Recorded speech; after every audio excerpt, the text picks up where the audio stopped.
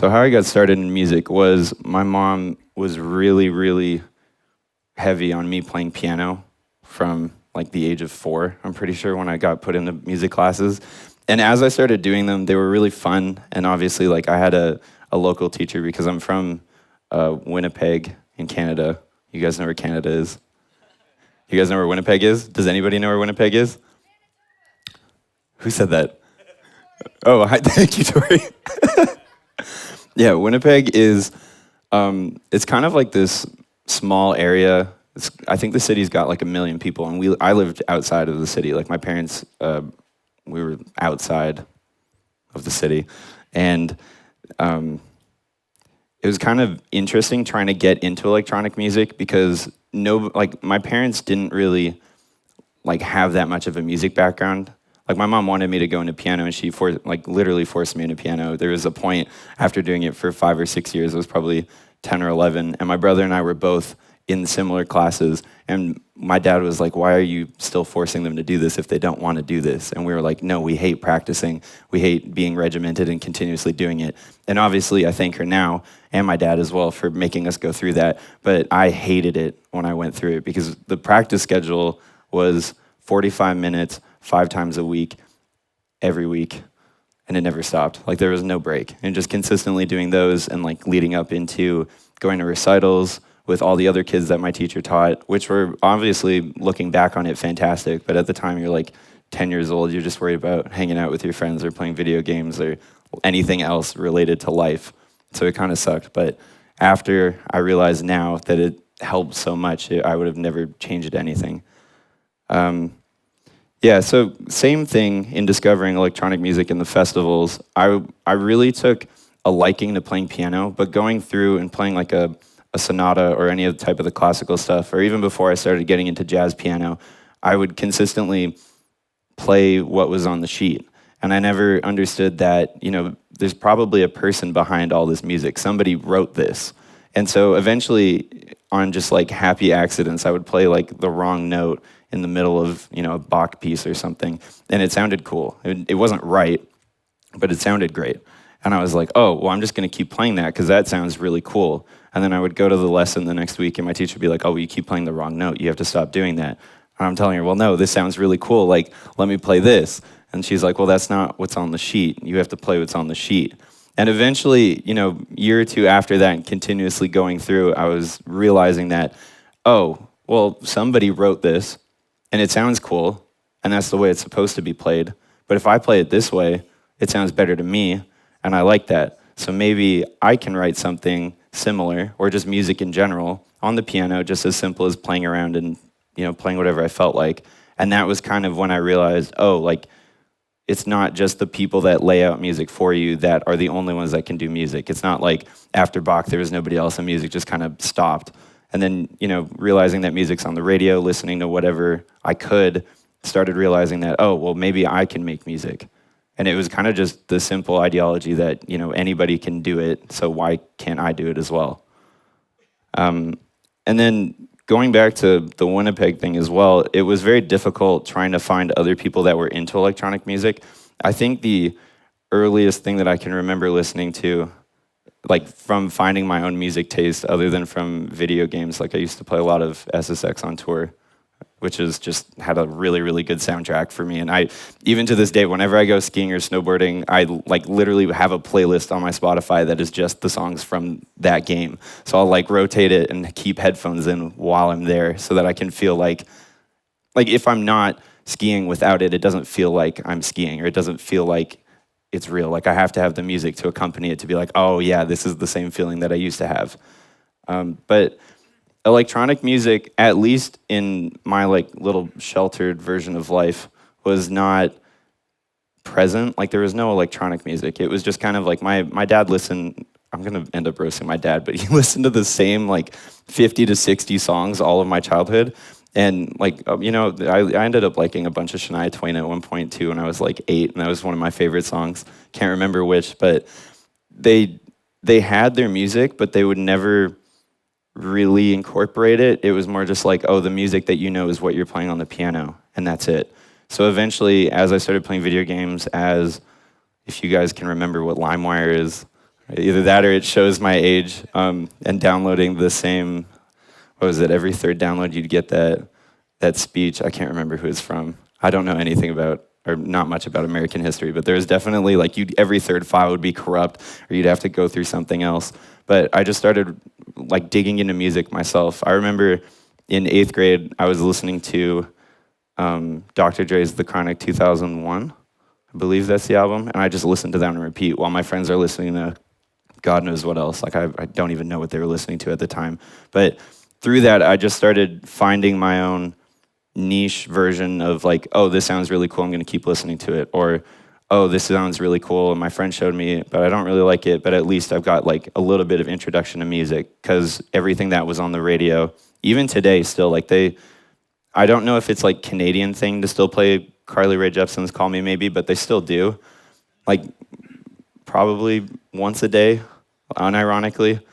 Not that the song's bad, I love the song, it's great, and you can't, I don't think, I would never deny that, but it's very much of like a little bit behind. I remember the first time that I came to LA, they were playing like was it Back to Back Freestyle by Drake? They were playing it like the day after it came out on the radio, and that would never happen where I'm from. They wouldn't, that song would never reach radio, ever. Like I never heard that on the radio, that wasn't a thing.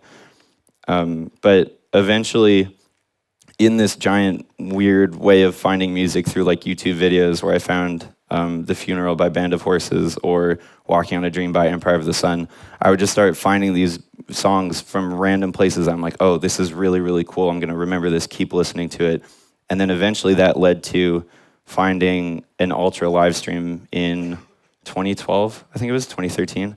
And I started watching it and I was like, wow, this is really cool. Like I love electronic music.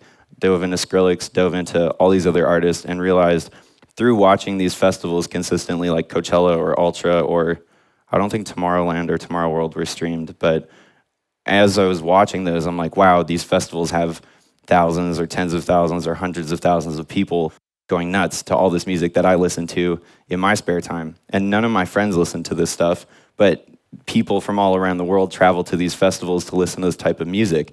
So there's got to be a market for it. Like somebody's listening.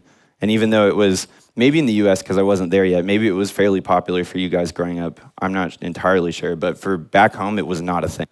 Like just people didn't really know electronic music the same way that I felt the rest of the world did. And so after that, it kind of just, I'm going to end up skipping a point, but that's how I got into producing. Because I was like, there's tons of money in this somewhere. Like nobody just puts up these giant festivals without money. It's not like you know your friends got a bunch of speakers and your other friends got CDJs, whatever those are, because I don't know what those are at the time. And then this other dude standing here and like waving his hand or saying something on the mic while 60,000 people jump and scream. Like it doesn't just get set up over a weekend. Somebody's setting this stuff up. Somebody's got to do it. So eventually I started diving into producing. A friend of mine had a copy of FL Studio and was like, hey, you should try this. Like, I'm learning how to produce. This is kind of cool. And he was kind of like on and off about it. And so I went over to his house once and tried it. And it was cool. Like, I get it. Yeah, this is how you get your ideas into a program to make music. And it was kind of just the understanding that that's possible. I didn't really like FL Studio, disclaimer. But still really cool that you can like, oh, wow, this is the first time at 13, like, these ideas are possible on a computer. You just have to figure out how to get them in there. And after I figured that out, was like this giant explosion. Like, okay, everything I'm seeing at these festivals is made by people that make whatever they want, tying into how I realized playing the wrong notes in a sonata or whatever ended up also culminating together to be like, wow, you can make music. Electronic music is a real thing. There is some sort of demand for it, even before it started becoming a big thing. I'm just gonna do it and like try to figure it out while I'm in like 10th grade. And just kind of like, let's just do it. And I just remember producing all the way through high school and like showing friends ideas and stuff. And they're like, I don't get it. And I was like, okay, cool, well, whatever. I'm just gonna keep doing this anyways because I love it. Tying that into learning to DJ on software, I ended up learning how to DJ on virtual DJ because I didn't really know that there were controllers or things that you could buy to DJ on. I'd seen, you see like Avicii or Skrillex or whoever, they're playing these giant festivals. They've got something, but I don't know what it is. And I remember eventually, after I figured out, like, oh, you can make music, and then the way that they play it is by DJing it, and then there's an art to DJing just as much as there's art in creative space for producing. All of that coming together is like, okay, now we get it. I understand how to do it. There's so much room for it to be done because it's so new to me as like a 14, 15-year-old kid. I'm like, okay, well, let's just try and figure everything out at the same time and learn it. Eventually, like these two pictures are really, really old. The top one was a panorama. I think the first time that iPhones let you do panoramas. And I didn't even use the vinyl or the CDJs at the time. I just like admired CDJs because they look cool, and that's what Skrillex used. So that was like the big thing for me. But I remember buying an S2 from a friend that sold it to me for like 150 bucks. And then I would start playing gigs from friends and friends of friends. Like one of my friends went to university in Manitoba. Like I also went, but there's two separate ones. There's like a really, really big one, and then there's a smaller one. And when he was walking around school, he found a flyer for like an electronic night, and he sent it to me. I just texted the picture and was like, hey, you should somehow connect with these guys. This would be really cool because I know that you're doing your thing. Maybe you can connect with them and make it like an actual thing. Maybe you can play a set. Maybe you just talk to them and understand what they're going through because somebody else in the city likes electronic music, which at the time for a sheltered 16-year-old is like, no, nobody's doing electronic music. I just sit in my room for 8 hours a day after school and just try to produce between working and going to school. Which, I mean, it kind of loads into the second picture too. The second picture was the first festival gig that I ever got, but it was like a smaller room for people to play in. It's called Scream, where they had, I can't even remember who played it. There were some like fairly big artists that came through, but Winnipeg shows were like few and far in between. Like not every tour goes to Winnipeg, just because it's like not every tour goes to Iowa City or just other places. Like obviously most tours hit Los Angeles, San Francisco. They'll go to somewhere in Florida, somewhere in Texas, New York. But if it's not a major city, you don't see it. And in Canada, I feel like it's even more concentrated. Where if you live outside of Winnipeg or if you live in Nunavut, you're not really gonna, show of hands, how many people even know what Nunavut is? Okay, Mark's Canadian, so I know that. But yeah, it's just like, and you had it as well, but it's just like, people don't go to off cities. So I remember at the Top Club as well, before it got shut down and turned into a restaurant, I got to see R.L. Grime play there before he put out Tell Me, which is his collab with What's So Not. And it was back when ID culture, at least for myself, was a huge thing. And I remember watching videos of him playing it live in other venues in other cities. Wow, this is so cool. Got to see him actually play it before it came out and lost my mind. It was awesome.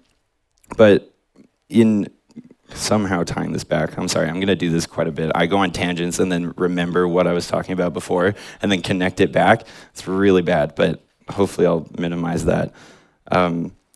With the guy that showed me the flyer, that was also the same guy that showed me FL Studio a couple of years beforehand.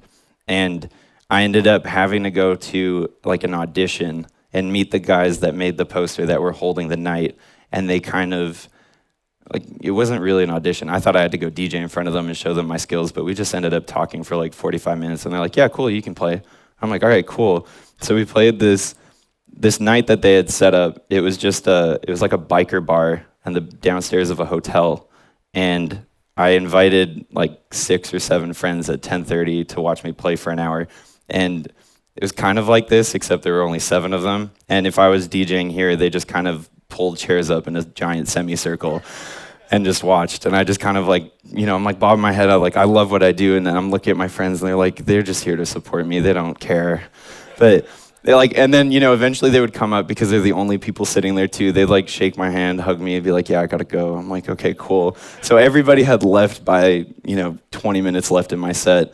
And then we did that a couple times. Then it developed into a friend of mine from back home named Jaden, who also helped me get the Top Picture gig, which I was opening for, I believe it was Grand Theft.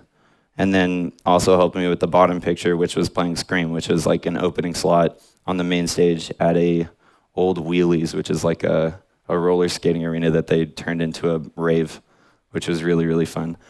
But it also taught me, like looking back on it, that I was in a local scene that I didn't even think happened. I kind of just blocked that out of my mind when I moved. Like, oh yeah, that never happened. I never talked with anybody that I worked with back at home, or I never played sets at home. And obviously, like digging back for these pictures, you realize that, yeah, no, you actually did work around. You talked to people. You had to try to figure out a way to realize if this was a real thing or not, just electronic music in general, never mind playing sets or getting your music out there. But it definitely helped a lot in terms of like practicing and getting you're used to DJing and, getting your name out there just by talking to people, or by like, word of mouth from other people sending you flyers and then investigating it, or just doing something to at least keep yourself learning or adventuring, even if it's in your own city and you're sheltered and you believe like none of this really exists in my city.